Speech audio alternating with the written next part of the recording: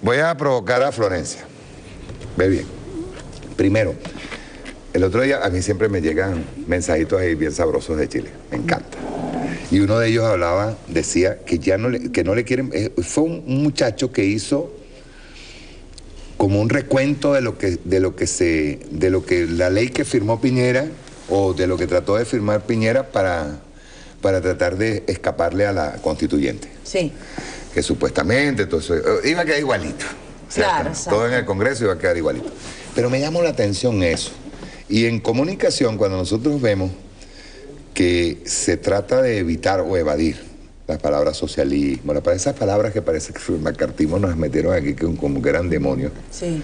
Yo decía hoy que una vez entrevistando a García Linera, yo le pregunté, también acto de provocación, le pregunté a García Linera, le dije, ¿qué es comunismo? Usted me dice, fíjate qué palabra más bonita, que viene de la palabra comunión. Y la gente cree que eso es el demonio. Por ejemplo. O sea, hay miedo en la sociedad chilena de hablar de Marx, de socialismo. Bueno, yo creo que lamentablemente aún sí, porque el gran triunfo de la dictadura militar chilena fue cambiar la subjetividad, la manera de pensar de los chilenos. Entonces ellos, por ejemplo, hay gente que ha adherido a este movimiento que una vez que empieza, o sea, una de las estrategias que tiene la derecha para poder dividir el movimiento y alejar a la gente es justamente decir que son los comunistas, decir que nos vamos a transformar en Venezuela, nos vamos a transformar en Cuba. Y yo digo, bueno, ojalá nos transformáramos en Cuba y en Venezuela, pues estaríamos harto mejor que lo que estamos ahora. Pero bueno, entonces es delicado ese tema. Ahora, ¿cuál es lo que la gente no teme y lo que la gente reclama, que aún no lo identifica con comunismo ni con socialismo, con esas palabras, porque tampoco entienden lo que significa, la verdad? O sea, esto de que la educación haya sido un bien de mercado no es nada, no es un chiste, es una realidad. Imagínate que yo me acuerdo, por ejemplo, cuando yo estudiaba en la escuela, el libro de historia de Chile, la unidad popular era una plana. Ni siquiera una hoja, 2, 3, una plana. Después venía el pronunciamiento militar, porque esa es la otra cosa. Nosotros no tenemos la capacidad de nombrar a Piñera como dictador, al terrorismo como terrorismo, le inventamos nombres, somos condescendientes, tratamos de no ser tan categóricos. Sin embargo, ellos no tienen ningún resquemor en nombrar e inventar palabras para lo que no son. Era el pronunciamiento militar, ni siquiera dictadura ni nada, pronunciamiento militar, que era también otra plana, y lo demás del libro de historia de Chile en las escuelas es así, que es el retorno a la democracia.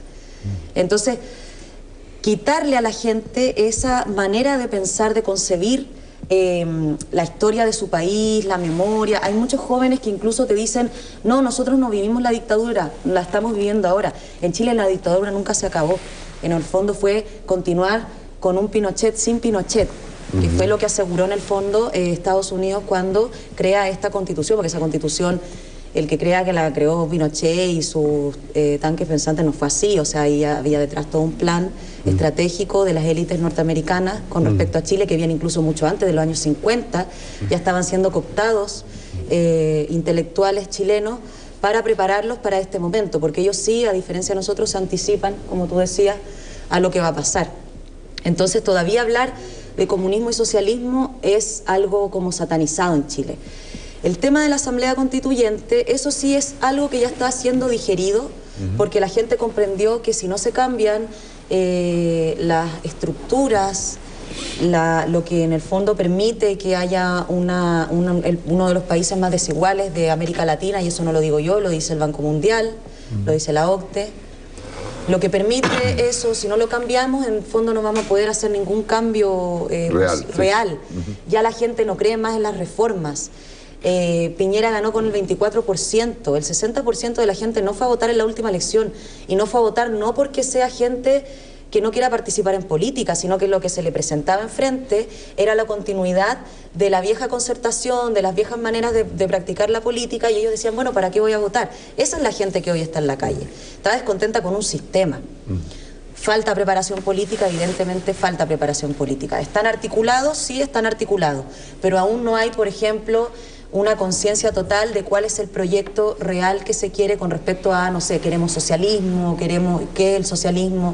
No, quieren cambio de constitución, sí, a través de una asamblea constituyente también, algo que el gobierno jamás se ha abierto a esa posibilidad porque sabe que darle el espacio al pueblo para que decida podría abrir una brecha demasiado grande que podría transformarse quizás en un futuro socialismo, en un futuro comunismo, ojalá.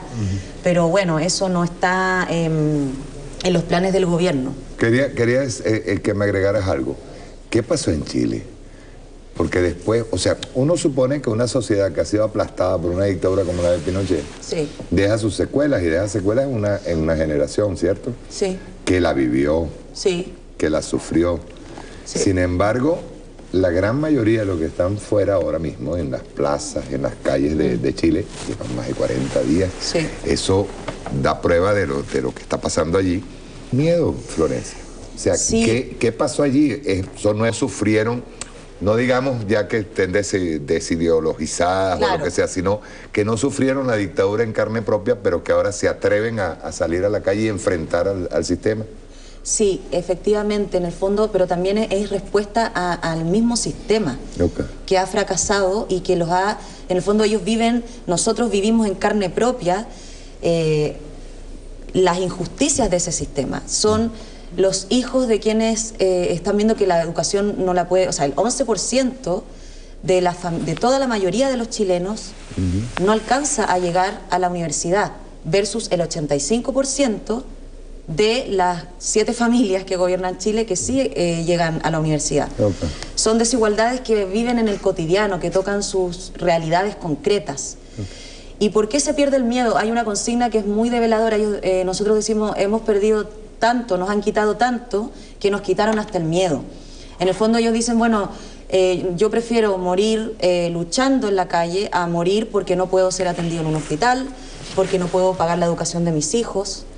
En ese sentido sí hay un nivel de conciencia, pero es por la realidad concreta que ha tocado vivir a todas las familias chilenas. En el fondo a la decadencia de este sistema neoliberal, este oasis de América Latina, que de pronto da cuenta que es un total fracaso. O sea, la desigualdad, hay gente que duerme en las calles en Chile hoy y bueno, hace mucho tiempo en realidad. O sea, hay conocimiento real de la población de que el sistema no solamente los ha oprimido, sino que los excluyó. Exacto. O sea, hay una conciencia real sobre eso. No importa que después lo que vayan a construir no tenga nombre de socialismo. Que le pongan el nombre que quieran. Exacto. Pero sí hay una conciencia que en el fondo... Hay una canción de la época de los 80 que se llama El baile de los que sobran, que se está replicando en Colombia. En el fondo, lo que marginó el sistema, lo que dejó como residuo. Ese es el pueblo que está hoy en las calles de Chile, y un pueblo que nunca ha tenido un espacio de participación, de verdadera, de tener voz, de que alguien los escuche, de que alguien les dé un espacio en la cultura. Ha resurgido una construcción de subjetividad popular en las calles de Chile. Y haber resucitado a Víctor Jara es exacto, un logro enorme. Sí, por eso, o sea, una vez se dice, bueno, y ahí quizás yo puedo estar equivocada también y me desdigo al mismo tiempo, porque uno dice, bueno, estaban tan desideologizados y en 40 días de pronto, ay, despertaron y trajeron a Víctor Jara y Lucha como Gladys y Salvador Allende. Ya no me la chao. Claro, o es que en el fondo eso estaba ahí, estaba en las poblaciones, estaba en el pueblo, pero no tenía un espacio de poder ser visto, exacto, de poder ser expresado. Yo creo que no, yo creo que en realidad quizás tenían esa fibra, esa sensibilidad, pero nunca tuvieron el lugar para poder manifestarlo. Y hoy en las calles se está viendo que lo están haciendo. Han surgido, por ejemplo, con respecto al tema de las mujeres, que en Chile las violaciones de los derechos de las mujeres son atroces. Nosotros vivimos en la época medieval, nosotros no tenemos derecho a decidir sobre nuestro propio cuerpo. Ahora ellos hicieron una performance de un grupo que se llama Las Tesis, donde ellas hacen todo una especie de recorrido por las calles y dicen de una manera muy fuerte, dicen, el Estado es un macho violador, es un macho opresor.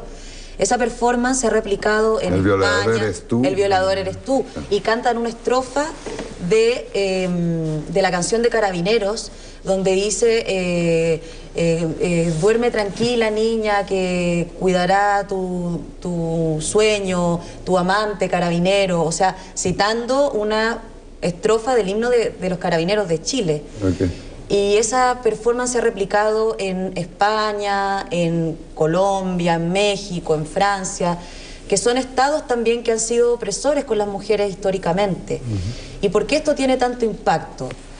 Porque a diferencia, por ejemplo, de Cuba, donde las mujeres sí tienen desde el año 60 derecho a decidir sobre su propio cuerpo, donde se ha legislado para que ellas tengan derechos, para que ellas, la mitad del Parlamento cubano, más de la mitad son mujeres, ocupan puestos de poder, tienen igual salario, y además así todos son muy críticas con su propio proceso de emancipación como mujeres, porque uno ve el documental, por ejemplo, de Mujeres en Revolución, donde ellas mismas dicen, sí, tenemos todas estas conquistas de las cuales nosotros el día de 8 de marzo celebramos, es un motivo de fiesta, pero todavía hay que cambiar la subjetividad en el ámbito privado de las casas, donde cuando llega ese parlamentario y esa parlamentaria, quizás las tareas no se distribuyen de manera igual. O sea, eso te habla de una sociedad, de una revolución verdadera, que está viva, que se está mirando, que se está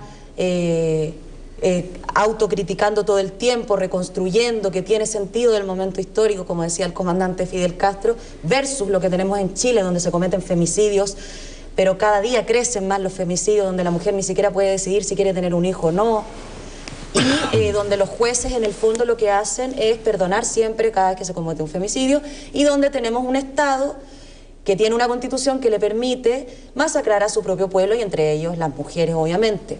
Entonces, uno se pregunta, ¿dónde está la dictadura? ¿Dónde está la democracia? O sea, yo creo que con lo que pasa en Chile se caen, en el fondo, estos mitos que hay de construcción sobre Venezuela, sobre Cuba. O sea, en el fondo siempre han sido ellos los que nos estaban mintiendo. Una cachetada de ellos. Sí, sí, completamente. Una cachetada. Cuna. Yo quería, mira,